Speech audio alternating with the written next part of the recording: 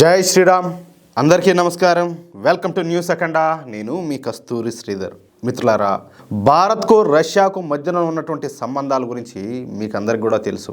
నేను కూడా చాలా వీడియోల్లో చాలాసార్లు చెప్పిన ఈ రష్యా దేశం మనకు శాశ్వత మిత్ర దేశంగా చెప్పుకోవచ్చు అన్నమాట. అందుకే నరేంద్ర మోడీ గారు అమెరికా మన పైన ఎంత ఒత్తిడి తీసుకొస్తున్నప్పటికీ కూడా రష్యాను మాత్రం వదిలిపెట్టడంలే. చివరికి అమెరికా మన మీద 50% పన్నులు విధించినప్పటికీ భారత్ మాత్రం రష్యాకు అనుకూల వైఖరినే అవలంబిస్తుంది. ఉక్రెయిన్ రష్యా యుద్ధం సమయంలో రష్యాను ఆదుకోవడానికి మన భారతదేశం అన్ని రకాలుగా ప్రయత్నాలు అయితే చేస్తుంది. ఈ క్రమంలోనే మన భారత ప్రధాని నరేంద్ర మోడీ గారు ఇంతకుముందు రష్యాలో పర్యటించినప్పుడు రష్యా అధ్యక్షుడైనటువంటి పుతిన్ను మన దేశానికి అయితే ఆహ్వానించారు. ఇక మన ప్రధాని మోడీ గారి విజ్ఞప్తికి సానుకూలంగా స్పందించేటువంటి పుతిన్ మన దేశ పర్యటనకు రావడానికైతే అంగీకరించారనమాట. ఈ క్రమంలోనే వచ్చే నెల 5వ తేదీన రష్యా అధ్యక్షుడు పుతిన్ మన భారతదేశ పర్యటనకైతే వస్తున్నాడు. అంటే ఇంకొక వారం రోజుల్లో పుతిన్ గారు మన భారతదేశానికి అయితే రానున్నారనమాట.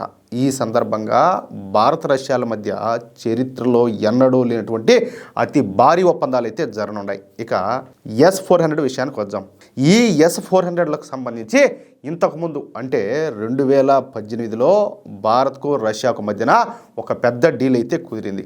ఈ ఒప్పందం ప్రకారం రష్యా మనకు 5 S-400 గగనతల రక్షణ వ్యవస్థలను అందిస్తుందన్నమాట.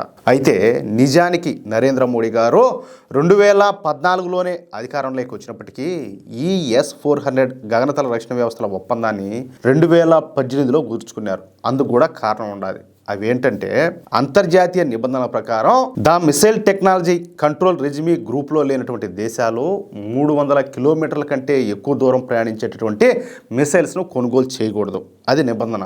కానీ ఈ S-400 వ్యవస్థల్లో 400 కిలోమీటర్ల దూరం ప్రయాణించే మిసైల్స్ అయితే ఉన్నాయి. అందుకే నరేంద్ర మోడీ గారు ఇక్కడ చాణక్య నీతిని అయితే ప్రదర్శించారు. ముందుగా మన మోడీ గారు అమెరికాతో సన్నిహిత సంబంధాలను ఏర్పరచుకున్నారు. అలాగే అమెరికాతో వ్యాపార వాణిజ్య సంబంధాలను మెరుగుపరుచుకున్నారు. ఆ తర్వాత అమెరికాతో కాస్టా వంటి రక్షణ ఒప్పందాలను కూడా కుదుర్చుకున్నారు. దీంతో అమెరికా కూడా భారత్కు బాగా దగ్గరింది. ఇక నరేంద్ర మోడీ గారు ఈ అమెరికా సాయంతో ద మిసైల్ టెక్నాలజీ కంట్రోల్ రెజిమీ గ్రూప్లో స్థానం అయితే సంపాదించేశారు.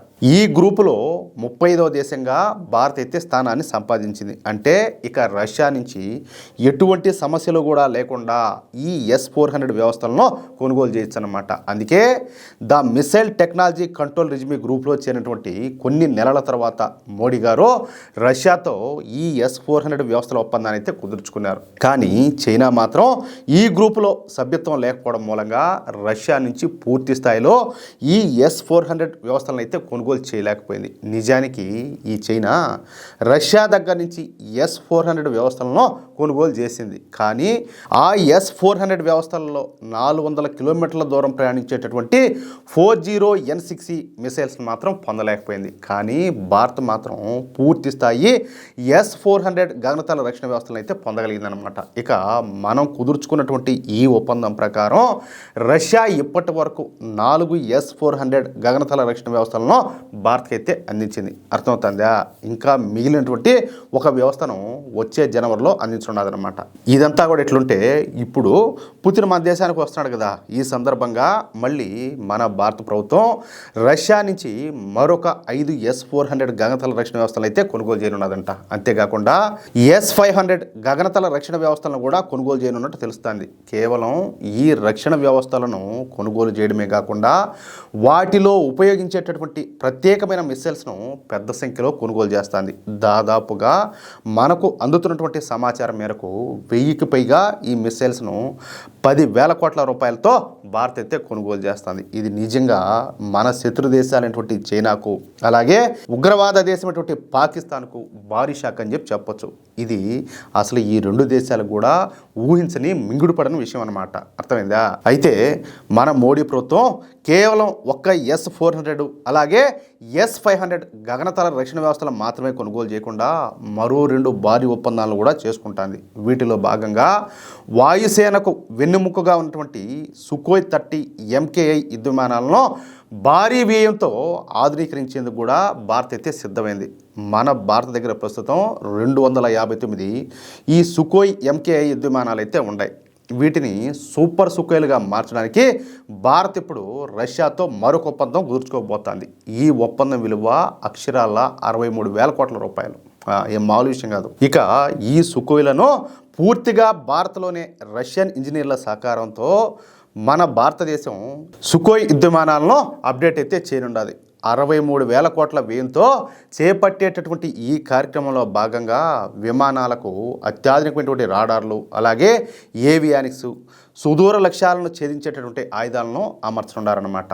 రష్యా సహకారంతో దేశీయంగా జరిగేటటువంటి ఈ ఆధునికీకరణతో సుఖోయ్ యుద్ధ విమానాలు మరో 30 ఏళ్ల పాటు సమర్థవంతంగా పనిచేయనున్నాయి. ఇక మరొక ఒప్పందంలో మన భారత ప్రభుత్వం 5 స్క్వాడ్రాన్ల యుద్ధ విమానాలను కూడా రష్యా నుంచి కొనుగోలు చేయనున్నదంట. అయితే ఆ విమానాలు సుఖోయ్ 57 యుద్ధ విమానాల లేక సుఖోయ్ 75 యుద్ధ విమానాల అనే విషయం తెలియాల్సి ఉన్నదన్నమాట.